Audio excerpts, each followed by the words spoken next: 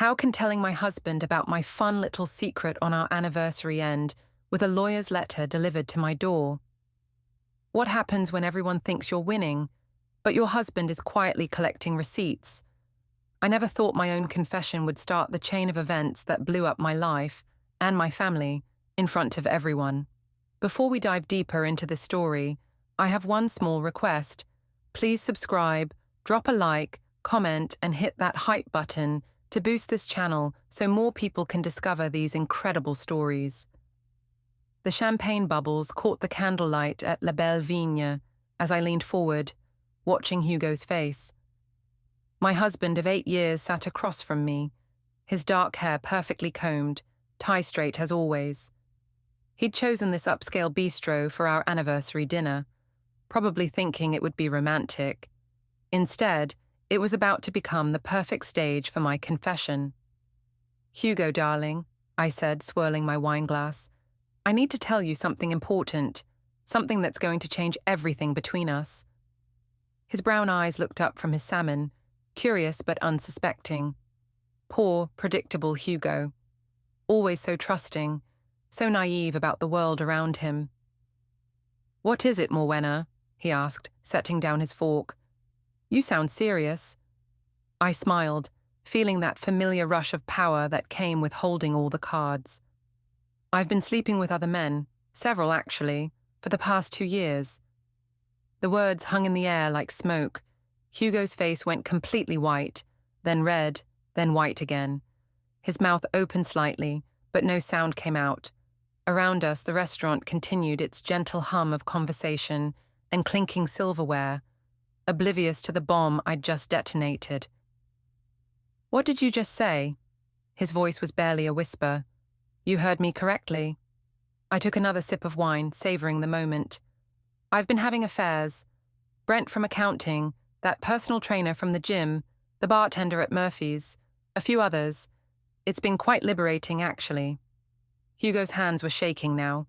He glanced around the restaurant, clearly mortified that we were having this conversation in public. That was exactly why I'd chosen this moment, this place. He couldn't make a scene here. He was too proper, too concerned about appearances. "Why?" The single word came out strangled. I leaned back in my chair, feeling completely in control. "Because you're boring, Hugo. Predictably, mind-numbingly boring.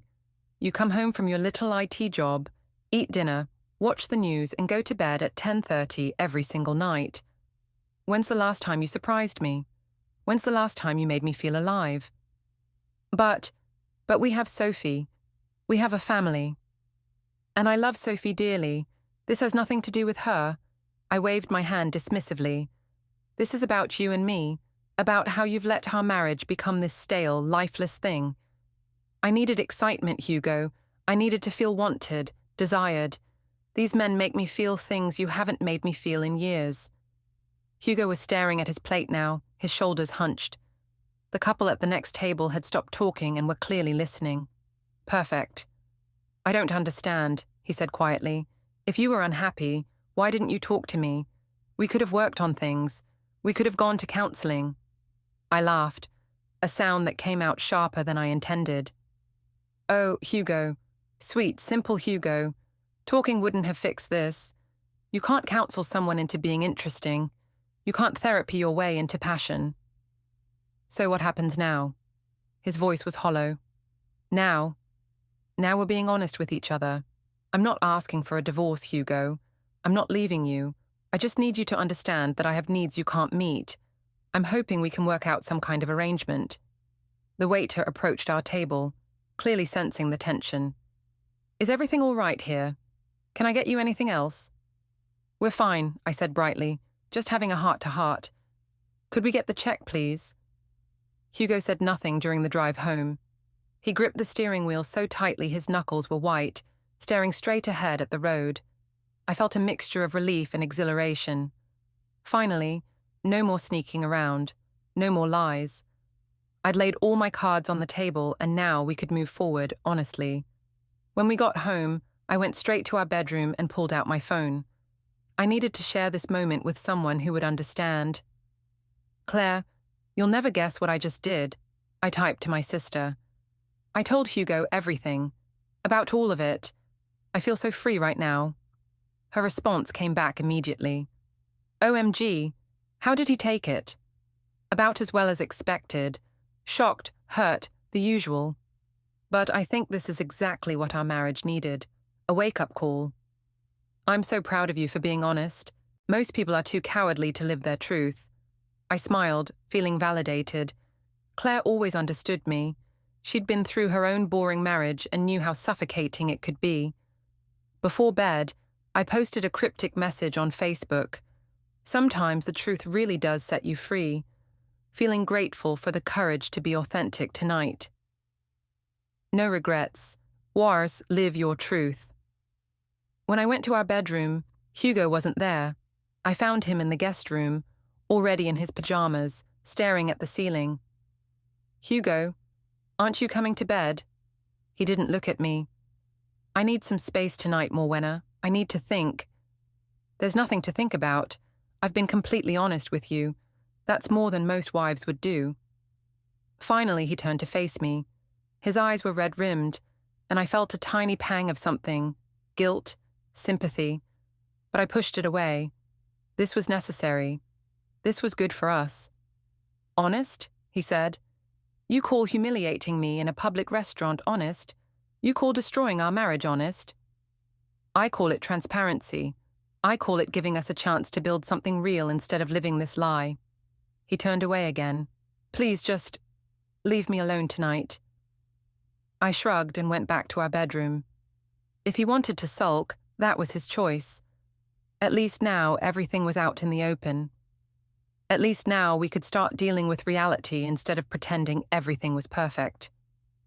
As I drifted off to sleep, I felt lighter than I had in months. No more secrets, no more guilt, just pure, honest truth.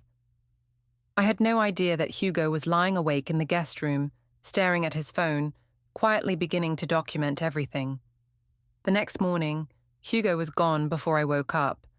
His coffee cup sat in the sink, but he'd left no note, no indication of when he'd be back. I found myself oddly disappointed. I'd expected more of a reaction, more drama. Instead, he'd just disappeared. I was making breakfast when my phone rang.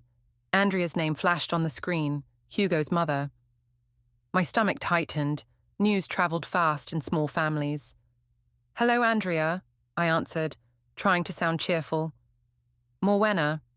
Her voice was ice cold. I just got off the phone with Hugo.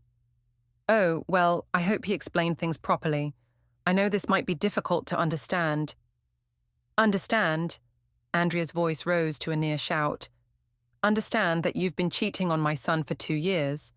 Understand that you humiliated him in public last night. What exactly should I be understanding here? I took a deep breath, reminding myself to stay calm. Andrea, I know this is a shock, but Hugo and I are working through some issues in our marriage. This really isn't anyone else's business. Not my business. When my son calls me crying at midnight, it becomes my business. When you destroy my granddaughter's family, it becomes my business. Sophie doesn't know anything about this, and she doesn't need to. This is between Hugo and me. You're delusional if you think this won't affect her. Children aren't stupid, Morwenna. They sense when their parents' marriage is falling apart. I felt my temper rising. Our marriage isn't falling apart. We're just being more honest with each other. Maybe if Hugo had paid more attention to me, none of this would have happened. The silence on the other end was deafening. When Andrea spoke again, her voice was deadly quiet. Are you actually blaming Hugo for your cheating? I'm saying that marriages are complicated. There are always two sides to every story. The only story I see is a selfish woman who destroyed her family for her own pleasure. Don't call this house again until you're ready to apologize. She hung up. I stared at my phone, feeling a mix of anger and hurt. Why couldn't anyone see my side of this? Why was I automatically the villain? My phone buzzed with a text from my mother. Vera heard from Andrea. Call me immediately. Great. The family gossip chain was already in full swing. I decided to get dressed and go to work early. At least there, I could control the narrative. I could explain things to people who might actually understand. The office was buzzing with its usual Monday morning energy when I arrived. I made my way to the break room, where several of my colleagues were gathered around the coffee machine. "Morwenna," called out Jessica from HR. "How was your anniversary dinner? You looked so dressed up in that photo you posted." Perfect opening. It was enlightening, actually. Hugo and I had a very honest conversation about our marriage. "Oh?" Jessica's eyebrows rose with interest. "Everything okay?" I lowered my voice conspiratorially, drawing the group closer. "Well, I finally told him about my extracurricular activities." The silence was immediate and complete. Sarah from marketing nearly choked on her coffee. "You're what now?" asked Tom from sales. "I've been seeing other men for about 2 years now. I finally came clean to Hugo last night." I said it casually, like I was discussing the weather. I figured honesty was the best policy. The looks on their faces were priceless. Shock, disbelief, a little admiration from Jessica. "Wow," breathed Sarah. That's really something. How did he take it?" "About as well as you'd expect. But I think it needed to happen. Our marriage had gotten so stale, so predictable. At least now we can address the real issues." "Good for you," said Jessica firmly. "Too many women just suffer in silence in boring marriages. At least you took action." Tom looked uncomfortable. "But, I mean, cheating? Couldn't you have just talked to him first?" I shrugged. "Some problems can't be solved with talking, Tom. Sometimes you need to show someone what they're missing." The conversation was interrupted by Brent walking into the break room. My latest affair partner looked as gorgeous as always. Tall, dark hair, that easy smile that had first caught my attention 6 months ago. Our eyes met briefly, and I saw a flicker of concern cross his features. "Morning, everyone," he said casually, but I noticed he avoided looking directly at me. After the others dispersed, I cornered him by the coffee machine. "We need to talk," I said quietly. "Do we?" "Because I'm thinking maybe we need to not talk. Maybe we need to not do anything for a while." I felt a stab of panic. "What do you mean?" "I mean, Morwenna, that I heard through the grapevine that you told your husband about us. About all of us. That's not exactly what I signed up for. I thought you'd be happy. No more sneaking around, no more lies." Brent stared at me like I'd grown a second head. "Happy? You think I'm happy that your husband knows about us? I don't want drama, Morwenna. I don't want angry husbands calling me or showing up at my apartment. Hugo's not like that. He won't cause trouble." "You don't know what he's like. You just blew up his entire world. People do crazy things when they're pushed that far." Before I could respond, Brent walked away, leaving me standing alone by the coffee machine. The rest of the day passed in a blur of whispered conversations and sideways glances. By lunchtime, it seemed like everyone in the office knew about my confession. Some people seemed impressed by my honesty. Others looked at me like I'd committed murder. When I got home that evening, Hugo's car was in the driveway, but he wasn't in the kitchen or living room. I found him in his home office, typing on his laptop. "Hey," I said, leaning against the doorframe. "How was your day?" He didn't look up from his screen. "Fine." "Hugo, we need to talk about this. We can't just pretend it didn't happen." "I'm not pretending anything didn't happen. I'm very clear on what happened." I walked into the office and tried to see what he was working on, but he quickly minimized the window. "What are you doing?" "Work stuff." "On your personal laptop?" For the first time, he looked directly at me. His expression was unreadable. "Is there something you need, Morwenna?" "I need my husband to talk to me. I need us to figure out how to move forward from this." "Move forward?" He said it like he was testing the words. "And what does moving forward look like to you?" I sat down in the chair across from his desk. "I think we need to be realistic about what our marriage is and what it isn't. Maybe we can work out some kind of arrangement where we're both happy." "An arrangement?" "Yes. We stay married, we raise Sophie together, but we acknowledge that we have different needs. I continue seeing other people, and maybe I don't know, find someone too if that's what you want. Hugo stared at me for a long moment. You want an open marriage? I want an honest marriage. I want us to stop pretending we're something we're not. And what if I don't want that? What if I want a wife who's faithful to me? I felt a flash of irritation. Then maybe you should have been a husband worth being faithful to. The words hung in the air between us. Hugo's face went completely blank, and I immediately regretted saying it, but I couldn't take it back now. I see, he said quietly. Well, thank you for clarifying your position. He turned back to his laptop, effectively dismissing me. I waited for a moment, hoping he'd say something else, but he just started typing again. Hugo, I need to get back to work, Morwenna. We'll talk later. But I had a feeling that later might be a very long time coming. That night, as I lay in our empty bed, I tried to push away the growing unease in my chest. Everything would be fine. Hugo just needed time to adjust to our new reality. Once he got used to the idea, he'd see that this was better for both of us. I had no way of knowing that in his office, Hugo was methodically documenting every detail of our conversation, every cruel word, every justification I'd given for destroying our marriage. The receipts were already being collected. By Wednesday, the whole office knew. I could tell by the way conversation stopped when I walked by the pitying looks some people gave me, by the way others seemed almost impressed. During lunch, I decided to lean into it. You know what? I announced to the table where Jessica, Sarah, and 3 other women were sitting. I'm tired of pretending everything's fine. Yes, I told my husband I've been having affairs. Yes, he's upset about it, but I'm not going to apologize for living my life. Good for you, said Jessica immediately. Women have been suffering in silence for centuries. At least you're being honest about what you need. Sarah looked less convinced. But Morwenna, don't you feel bad about hurting him? Of course I feel bad that he's hurt, but I feel worse about the years I wasted being miserable in a dead marriage. Hugo had every opportunity to step up, to be the husband I needed. He chose not to. What kind of things did you need? Asked Linda from reception.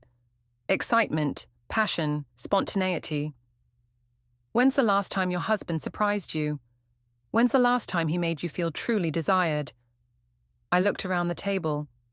Hugo and I have been together for 10 years, married for 8. The man hasn't surprised me once in the last 5 years. He's completely predictable. So you decided to find excitement elsewhere? Jessica nodded approvingly. Exactly. And now that it's all out in the open, maybe we can actually work on our problems instead of pretending they don't exist.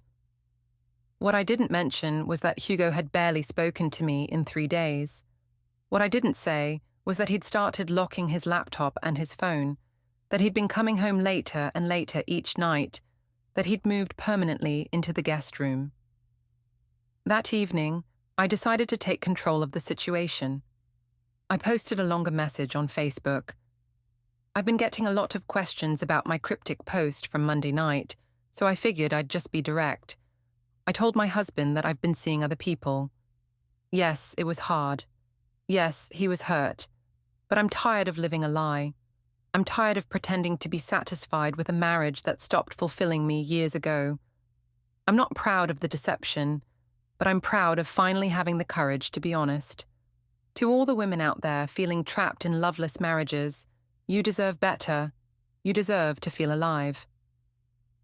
Authentic life. No more lies, chaque worth it. The responses came flooding in immediately. Claire was the first to comment. So brave, so proud of you for living your truth. But then came others. This is disgusting. What about your daughter?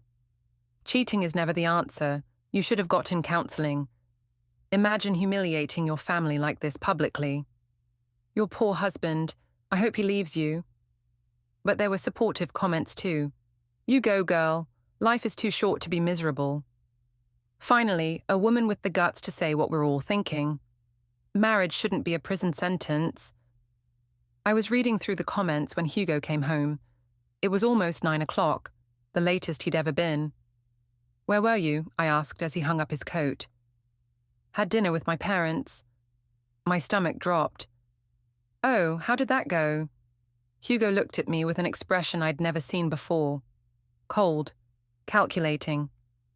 "About as well as you'd expect." "Hugo, I know your parents are upset, but this really isn't their business." "Isn't their business?" His voice was dangerously quiet. "My mother saw your Facebook post, Morwenna. The whole town has seen your Facebook post. You've made our private business into a public spectacle." "I was just being honest about what I'm going through." "You were bragging. You were publicly humiliating me and our family for Facebook likes." I felt my temper flare. I was not bragging. I was sharing my experience in case it helps other women who are going through the same thing. Other women who are cheating on their husbands. Other women who are trapped in dead marriages with men who don't appreciate them. Hugo stared at me for a long moment. "You really believe that, don't you?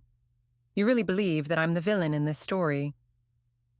"I believe that marriages take two people, and problems don't develop in a vacuum." "Right, so when you were sleeping with Brent, that was my fault. When you were with the personal trainer, that was my fault too. When you were bragging to your co-workers about your affairs, that was also somehow my fault." I blinked. "How did you know I told people at work?" "Because 3 people have already called me to express their condolences. Because your little lunchtime announcements have made their way back to me. Because apparently everyone in town knows about my wife's extracurricular activities except me." The shame hit me like a physical blow, but I pushed it away. I'm not going to apologize for refusing to live in shame. I'm not going to hide like I've done something wrong. You have done something wrong, Morwenna. You betrayed our marriage vows. You lied to me for 2 years. You exposed our family to gossip and humiliation. Those are wrong things. And what about what you did wrong? What about the years of taking me for granted? What about never making me feel special or desired or appreciated? Hugo's laugh was bitter. "You want to know what I did wrong? I trusted you. I believed you when you said you loved me. I thought we were building a life together while you were building lies. We were building a life together. We still can. But it has to be an honest life, Hugo. It has to acknowledge who we really are." "And who are you really, Morwenna? Because I thought I knew, but apparently I've been married to a stranger."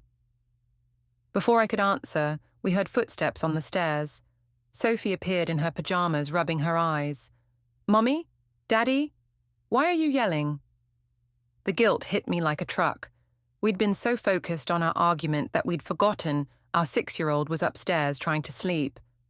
Hugo immediately knelt down to Sophie's level. "We're sorry, sweetheart. Mommy and Daddy were just having a discussion. We didn't mean to wake you." "Are you getting divorced like Emma's parents?" The question hung in the air. Hugo looked at me over Sophie's head, and for the first time, I saw something that terrified me. Resignation. "We're just working through some grown-up problems," I said quickly. "Nothing for you to worry about." Hugo picked Sophie up. "Let's get you back to bed, princess." As he carried her upstairs, I heard him whisper, "Everything's going to be okay, baby. Daddy's going to make sure everything's okay." Something about the way he said it made my blood run cold. That night, I lay awake staring at the ceiling, replaying the conversation. For the first time since Monday night, I wondered if I'd made a mistake. Not about the affairs. I still believed Hugo had driven me to that. But maybe I should have handled the confession differently. Maybe I shouldn't have been so public about it. But then I remembered Claire's words. Most people are too cowardly to live their truth. I wasn't a coward. I was brave enough to face reality, even when it was uncomfortable. I just wished Hugo could be brave enough to face it too. In the guest room, Hugo was wide awake, typing quietly on his laptop. He was documenting everything, every conversation, every Facebook post, every public humiliation. He was building a case, piece by piece, receipt by receipt, and I had no idea what was coming. The confrontation at Andrea and Martin's house happened on Saturday. Hugo had insisted we needed to clear the air with his parents, but I suspected this was going to be more like an intervention. I was right. The moment we walked through the door, I could feel the hostility. Andrea barely looked at me, and Martin's usual warm greeting was replaced with a curt nod. Sophie ran to her grandparents as always, but I noticed how they both hugged her extra tight, like they were trying to protect her from something. "Let's sit down," Martin said once Sophie had gone to play with her toys in the living room. "We need to talk." The four of us gathered around the kitchen table, the same table where we'd shared countless family dinners, birthday celebrations, holiday mornings. Now it felt like a tribunal. "Morwenna," Andrea began, her voice carefully controlled. "We want to understand what's happening here. We want to understand how our family got to this point." I straightened in my chair. "I know this is difficult for everyone, but Hugo and I are working through our problems. We're trying to build a more honest relationship." "Honest?" Martin's voice was sharp. "You call cheating on your husband honest?" "I call finally admitting the truth honest. I call refusing to live a lie honest." Andrea leaned forward. "And what lie were you living, exactly? The lie of being a wife and mother. The lie of having a family that loved and supported you. The lie of being happy in a marriage that wasn't meeting my needs." The silence that followed was deafening. Hugo sat beside me, staring at his hands, saying nothing. "Your needs," Andrea repeated slowly. "And what about Hugo's needs? What about Sophie's needs? What about the needs of everyone else your actions have affected?" "This isn't about anyone else. This is about Hugo and me." "Like hell it isn't." Martin slammed his hand on the table, making everyone jump. "When you humiliate our son publicly, it becomes about us. When you destroy our granddaughter's family, it becomes about us." "I haven't destroyed anything. I'm trying to save our marriage by being honest about our problems." Andrea laughed, but there was no humor in it. "Save your marriage? By sleeping with other men? By bragging about it on social media? By turning our family into the town's entertainment?" "I wasn't bragging. We saw your Facebook post, Morwenna. We saw you congratulating yourself for your courage and your authentic life. You were bragging." I felt my temper rising. I was sharing my experience. I was trying to help other women who might be going through the same thing. "What other women?" Andrea's voice was getting louder. "What other women are cheating on their husbands and calling it honesty? Women who are trapped in marriages with men who don't appreciate them. Women who've forgotten what it feels like to be desired, to be excited about life." "So you're saying Hugo doesn't appreciate you?" Martin turned to his son. "Hugo, do you not appreciate your wife?" For the first time, Hugo looked up. His eyes were red-rimmed, exhausted. "I thought I did. I thought I showed her every day how much I loved her, how grateful I was for our family. But apparently I was wrong." "You weren't wrong," Andrea said fiercely. "You're a good husband and father. You work hard, you provide for your family, you're faithful and kind and—" "Boring," I interrupted. "He's boring, Andrea. Predictably, mind-numbingly boring. When's the last time he surprised me? When's the last time he did anything spontaneous or exciting?" The look Andrea gave me could have melted steel. "So because my son isn't exciting enough for you, you decided to find excitement elsewhere." "I decided to find what was missing in my marriage." "And what was missing? Because from where I sit, you had a husband who loved you, a beautiful daughter, a nice home, financial security. What exactly was missing?" "Passion, chemistry, the feeling of being truly alive." Martin shook his head in disgust. "You sound like a teenager. I sound like a woman who refuses to settle for a mediocre life." "Mediocre?" Hugo's voice was barely a whisper. "Our life was mediocre." I turned to him, feeling frustrated that he still didn't understand. "Hugo, be honest. When's the last time you couldn't wait to get home to me? When's the last time you looked at me and felt that spark, that excitement?" "Every day," he said simply. "Every single day for 10 years." The words hit me like a slap. For a moment I couldn't speak. "Every day," he continued, "I came home excited to see you and Sophie. Every day I felt grateful that you chose me, that we built this life together. I thought you felt the same way. But you never showed it. You never did anything to make me feel special. I told you I loved you every morning before work. I brought you coffee in bed on weekends. I planned date nights. I bought you flowers. I listened when you talked about your day. What more was I supposed to do? I felt the room turning against me, felt their judgment pressing down like a weight. Those are just routine things, husband maintenance. I needed more than that. You needed other men, Andrea said coldly. I needed to feel alive. Well, congratulations, Martin said. You've certainly brought some life to this family, the kind of life we could have done without. Sophie's voice drifted in from the living room, singing to herself as she played. The innocent sound made everything feel even more surreal. Look, I said, trying to regain control of the conversation. I know this is hard for everyone, but Hugo and I are trying to work things out. We're trying to find a way forward that works for both of us. And what does that look like? Andrea asked. You keep cheating and Hugo just accepts it. We're discussing the possibility of a more open arrangement, something honest, where we both acknowledge that we have different needs. The silence was absolute. Then Martin started laughing, a harsh, bitter sound. An open marriage. You want our son to agree to an open marriage. I want us to be realistic about what we can and can't give each other. What you can't give each other, Andrea repeated. What can't you give Hugo, Morwenna? What is it that you're incapable of providing that justifies this destruction? I felt cornered, attacked. I can't give him the kind of wife who's satisfied with a boring, predictable life. I can't pretend to be fulfilled by routine and mediocrity.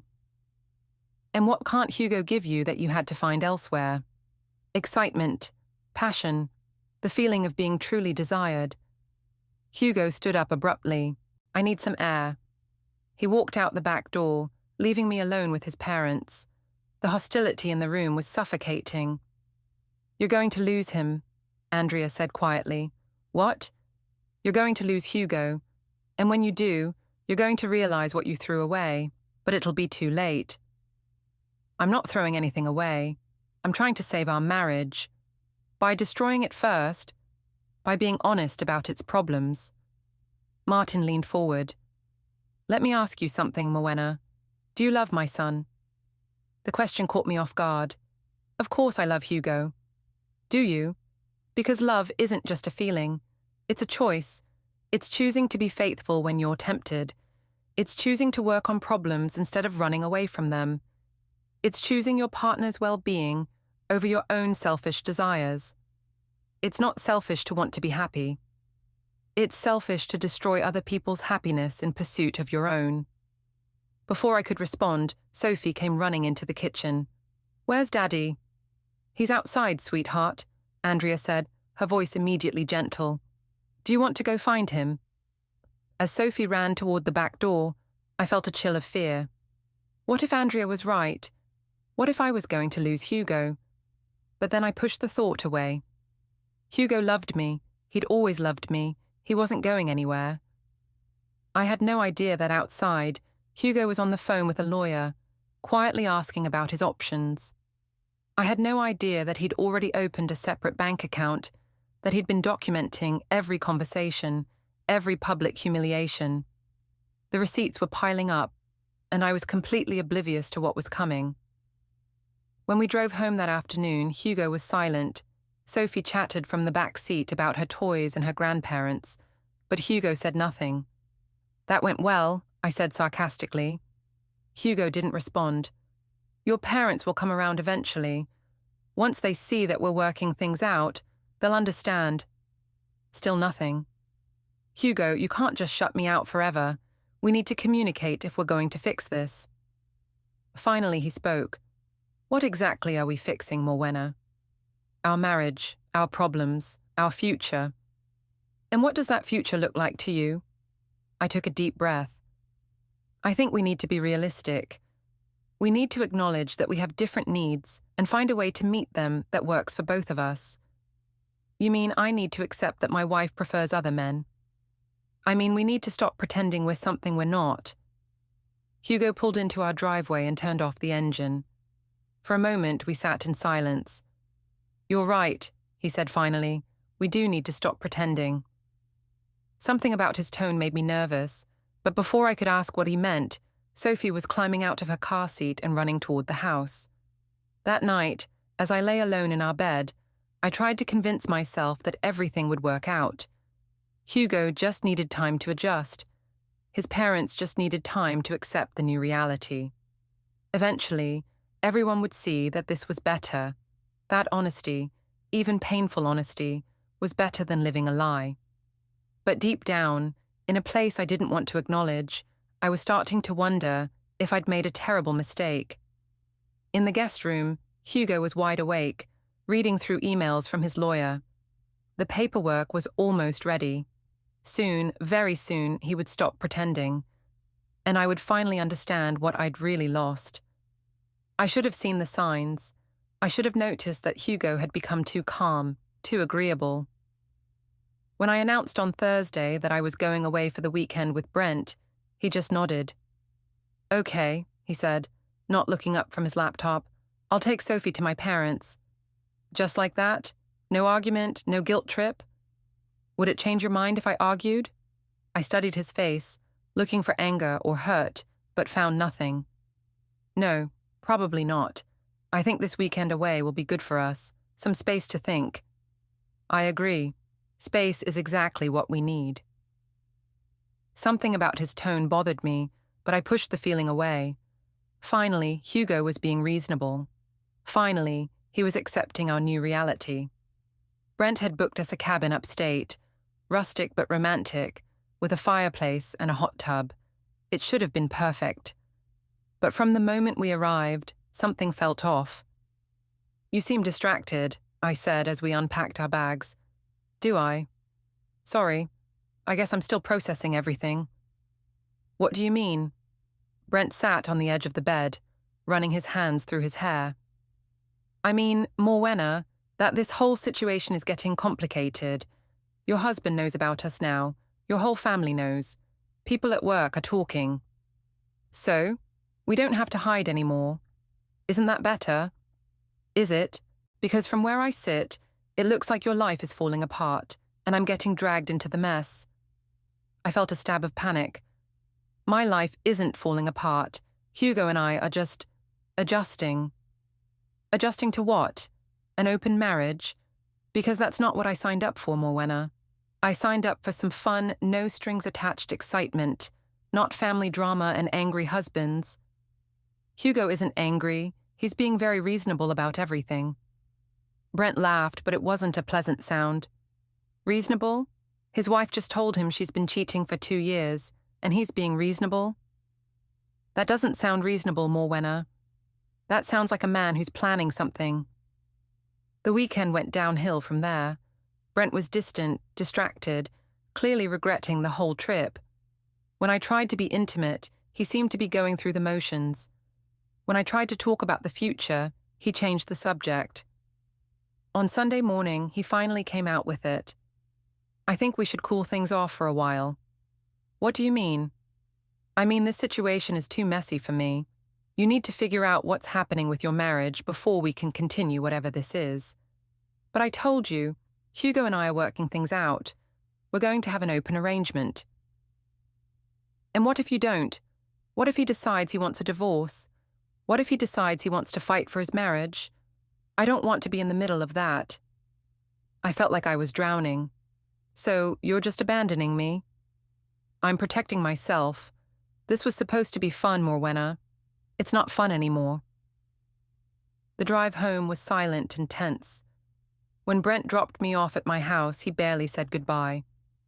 I stood in my driveway, watching his car disappear around the corner, feeling more alone than I'd ever felt in my life. The house was dark. Hugo and Sophie weren't back yet. I let myself in and immediately noticed something was different. The house was too clean, too organized. It looked like someone had gone through every room and tidied everything perfectly. Even things that were usually scattered around, Sophie's toys, Hugo's work papers, my magazines, were all put away neatly. I found a note on the kitchen counter in Hugo's careful handwriting. Morwenna, Sophie and I will be staying at my parents' house for a few more days. We need some space to process everything. I hope your weekend was everything you wanted it to be. We'll talk when I get back. Hugo. The formal tone chilled me. This didn't sound like the Hugo I knew. The man who signed his texts with heart emojis, who left little love notes in my lunch bag. I tried calling him, but it went straight to voicemail.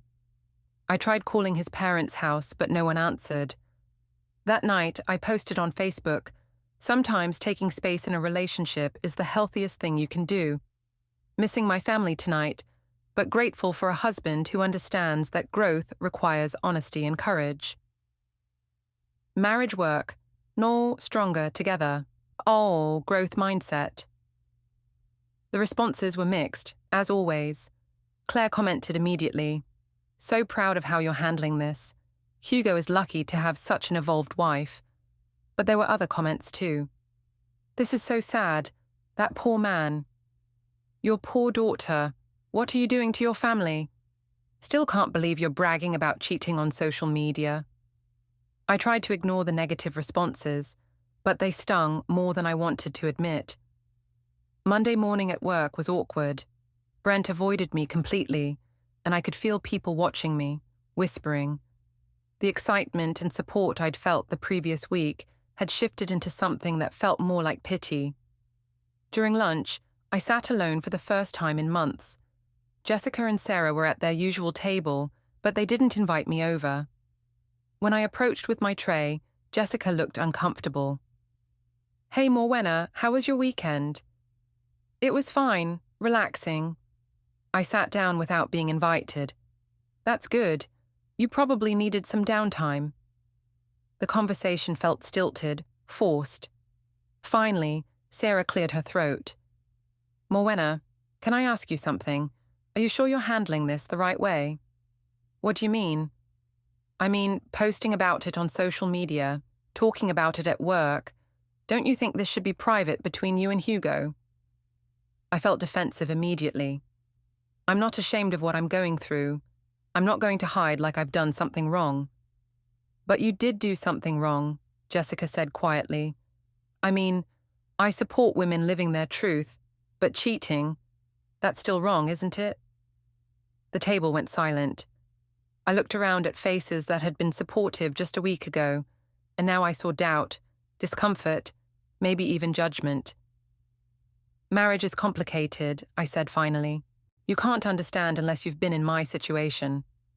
"Maybe not," Sarah said, "but I know I'd want my husband to talk to me before he started looking elsewhere." I left lunch early, feeling shaken. Back at my desk, I tried to focus on work, but I couldn't stop thinking about Hugo's note, about Brent's rejection, about the way my coworkers had looked at me. That evening, I tried calling Hugo again. This time, he answered. "Hello, Morwenna." "Hugo, thank God." I was starting to worry. "When are you and Sophie coming home?" "We'll be back tomorrow evening. I need to pick up some things." "Pick up some things? What things?" "Just some clothes and paperwork. We'll probably stay at my parents' for the rest of the week." "The rest of the week? Hugo, this is getting ridiculous. We need to talk. We need to work on our marriage." "Do we? Because I was under the impression that you'd already decided what our marriage was going to look like." "I've decided to be honest about our problems. That's the first step in fixing them." "Morwenna, can I ask you something?" "Of course." "Do you love me?" The question caught me off guard. "What kind of question is that? Of course I love you." "Do you?" "Because I've been thinking about it, and I'm not sure you do. I think you love the security I provide. I think you love having a stable home for Sophie. I think you love the respectability of being married. But I don't think you love me." "That's not true. When's the last time you chose me, Morwenna? When's the last time you put our marriage first? When's the last time you considered my feelings before making a decision that affected our family?" I couldn't answer. I couldn't think of a single example. "I've been doing some thinking this weekend," Hugo continued, "and I've realized that you're right about one thing. We do need to stop pretending." "Good. I'm glad you're finally. I need to stop pretending that this marriage can be saved. I need to stop pretending that you're going to change, that you're going to suddenly decide I'm worth being faithful to. I need to stop pretending that I can live with being your backup plan. My blood ran cold. What are you saying? I'm saying that tomorrow, when I come to get my things, I'll also be bringing you some papers to sign. What kind of papers? But the line was already dead. I stared at my phone, my hands shaking. Papers to sign. What kind of papers? I tried calling back, but it went straight to voicemail. I tried calling his parents' house, but the line was busy. That night, I lay awake staring at the ceiling, my mind racing. What papers? A separation agreement? A post-nuptial agreement for our open marriage? Or something else entirely? I had no idea that Hugo had spent the weekend with his lawyer, finalizing documents that would change everything. I had no idea that he'd been gathering evidence for months. Screenshots of my social media posts, records of my confessions, documentation of every public humiliation. I had no idea that the man I'd dismissed as boring and predictable was about to show me exactly how methodical and thorough he could be. The receipts were about to be delivered, and I wasn't ready for what they would reveal. The knock on the door came at exactly 10 a.m. on Tuesday. I'd been pacing the house since dawn, checking my phone every few minutes, trying to prepare myself for whatever Hugo wanted to discuss. But it wasn't Hugo at the door. It was a courier with an envelope marked Urgent Legal Documents. My hands shook as I signed for it. Inside was a thick packet of papers with a cover letter from the law firm of Peters and Green. The letterhead was elegant, expensive-looking. This wasn't some strip mall divorce attorney. This was a serious firm. The cover letter was brief and professional. Dear Mrs. Ashfield, please find enclosed a petition for dissolution of marriage, along with supporting documentation. Your husband, Hugo Ashfield, is represented by our firm in this matter. You have 30 days to respond to this petition. We strongly recommend that you seek legal representation immediately. If you wish to discuss settlement terms, please have your attorney contact our office. Sincerely, Margaret Peters, Esq. Dissolution of marriage. Divorce papers. My legs gave out, and I sank onto the couch, staring at the documents. This couldn't be happening. Hugo wouldn't actually divorce me. He loved me. He'd always loved me. I flipped through the pages, trying to make sense of the legal language. Words jumped out at me. Irreconcilable differences, adultery, custody, division of assets. And then I saw the exhibits, page after page of evidence, screenshots of my Facebook posts, transcripts of conversations, photos of me with Brent at the restaurant, at the hotel, records of my confessions to co-workers, to family members. Hugo had documented everything, every cruel word, every public humiliation, every justification I'd given for destroying our marriage. It was all there, organized chronologically, presented like a prosecutor's case. I was still staring at the papers when my phone rang. Claire's name flashed on the screen. Morwenna, I just saw Hugo's Facebook post. What the hell is going on? Hugo's Facebook post? What post? Check your phone. Check right now. With shaking fingers, I opened Facebook and navigated to Hugo's profile. He'd posted a single, simple statement. After much consideration and with a heavy heart, I have filed for divorce from my wife, Morwenna. I ask for privacy during this difficult time as we work to protect our daughter and move forward in the healthiest way possible. I will not be commenting further on this matter publicly. The post already had dozens of comments, messages of support for Hugo, expressions of shock, a few people saying they weren't surprised. My mother had commented, "Hugo, we are so sorry this happened to you. You deserve better." My own mother was supporting my husband over me. "Morwenna, are you there?" Claire's voice brought me back to the phone. "He filed for divorce," I whispered. "He actually filed for divorce." That bastard. After everything you've tried to do to save your marriage, he just gives up. I don't understand. I thought we were working things out. I thought he was accepting our new arrangement. He was probably planning this the whole time. Men are so vindictive. He couldn't handle that you were brave enough to live your truth, so he's punishing you. But even as Claire said the words, I knew they weren't true. Hugo wasn't vindictive. Hugo was methodical. He'd spent weeks, maybe months, carefully building his case, documenting everything, preparing for this moment. What are you going to do? Claire asked. I don't know. I need to call him. I need to talk to him. Don't you dare grovel to that man. You did nothing wrong, Morwenna. You were honest about your needs. If he can't handle that, it's his problem. But after I hung up with Claire, I immediately called Hugo's number. It went straight to voicemail. A new message, professional and cold. You've reached Hugo Ashfield. I'm not taking calls at this time. If this is a legal matter, please contact my attorney, Margaret Peters, at Peters and Green. If this is an emergency regarding Sophie, please call my parents' house. Thank you. I tried his parents' house next. Martin answered. Martin, it's Morwenna. I need to speak to Hugo. Hugo doesn't want to speak to you right now. Martin, please, this is crazy. He filed for divorce without even trying to work things out. Work things out?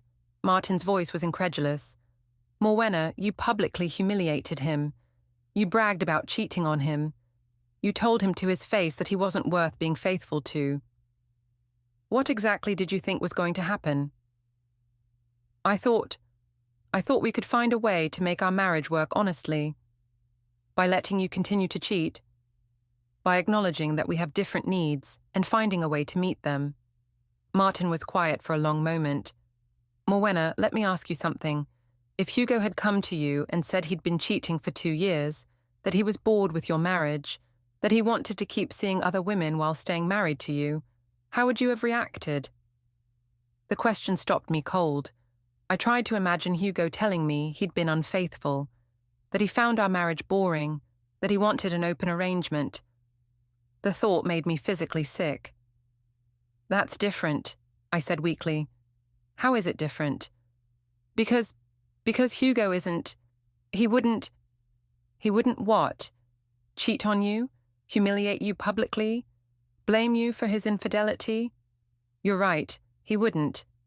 Because he loves you. Or he did anyway. He still loves me. People don't just stop loving someone.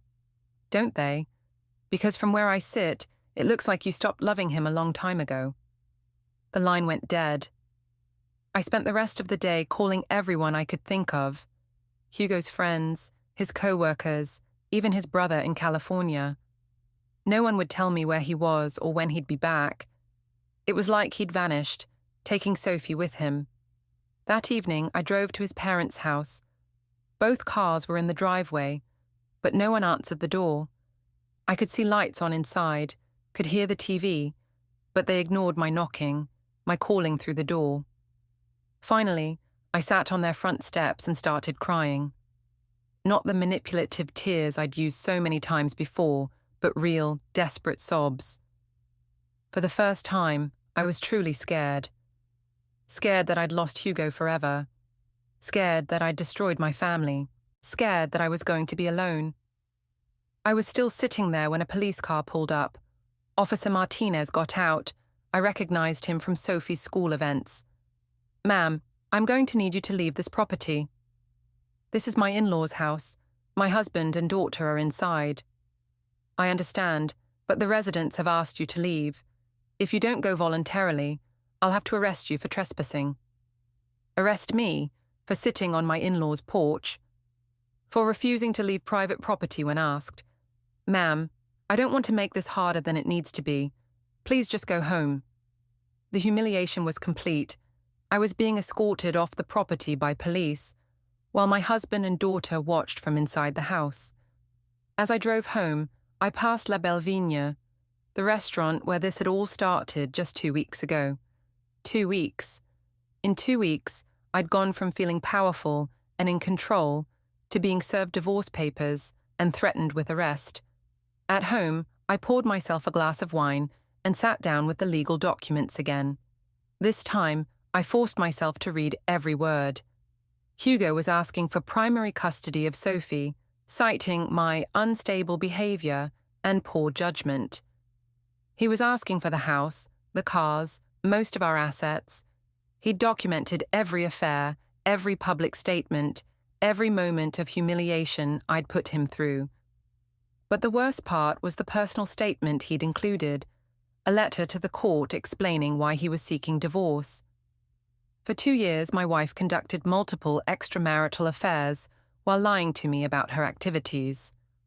When she finally confessed, she did so in a public restaurant, deliberately humiliating me in front of strangers. She then proceeded to brag about her infidelity on social media and to co-workers, turning our private pain into public entertainment.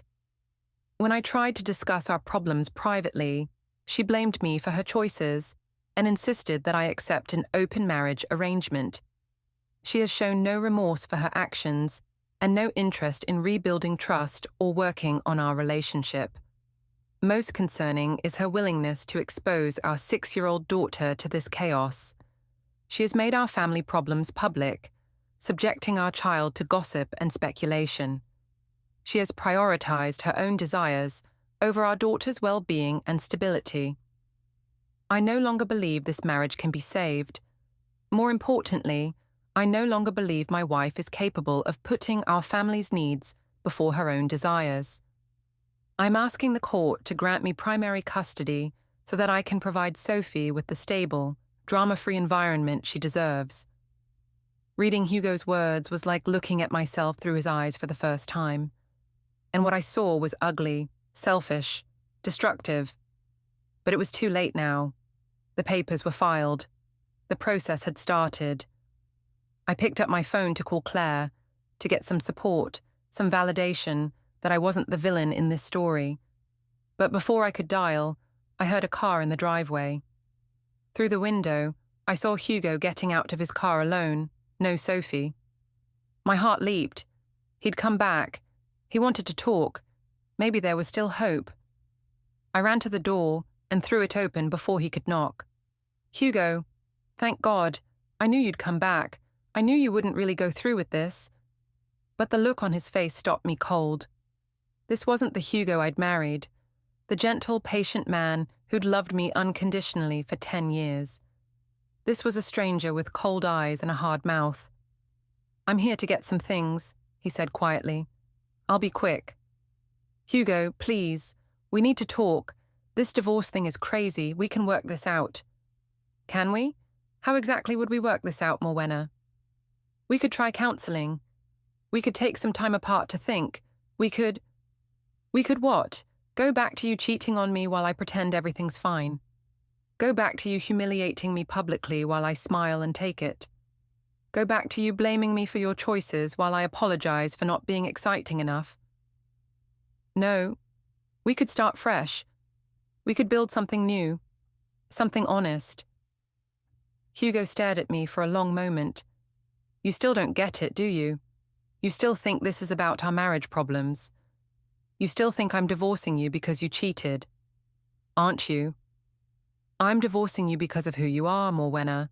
I'm divorcing you because you're selfish and cruel and incapable of taking responsibility for your actions. I'm divorcing you because you destroyed our family and then tried to make it my fault. The words hit me like physical blows. That's not fair. I made mistakes, but I was trying to save our marriage. You were trying to have your cake and eat it too. You wanted the security of marriage and the excitement of affairs. You wanted me to be your safety net while you played with other men. And when I wouldn't agree to that, you decided I was the problem. I never said you were the problem. Hugo pulled out his phone and scrolled through screenshots. Quote, maybe you should have been a husband worth being faithful to. Quote, Hugo had every opportunity to step up, to be the husband I needed. He chose not to. Quote, I can't give him the kind of wife who's satisfied with a boring, predictable life. Hearing my own words read back to me was devastating. Had I really said those things? Had I really been that cruel? Hugo, I was angry. I was hurt. I didn't mean. You meant every word, and that's why this marriage is over. He moved past me into the house, heading for his office. I followed, desperate to make him understand. What about Sophie? What about our family? You can't just throw away 10 years because of a few mistakes. Hugo stopped and turned to face me. A few mistakes? Morwenna, you had affairs with multiple men for 2 years. You lied to me every single day. You humiliated me in public and bragged about it online. You blamed me for your infidelity and demanded that I accept an open marriage. Those aren't mistakes. That's who you are. I can change. I can be better. Can you? Because 3 days ago, you went away for the weekend with one of your affair partners. While I was taking care of our daughter and trying to process the destruction of my marriage, you were with another man. Does that sound like someone who's trying to change? I felt the last of my hope crumble. How did you know about that? Because I know you, Morwenna. I know exactly who you are, and I know you're not going to change. That's why I'm done trying.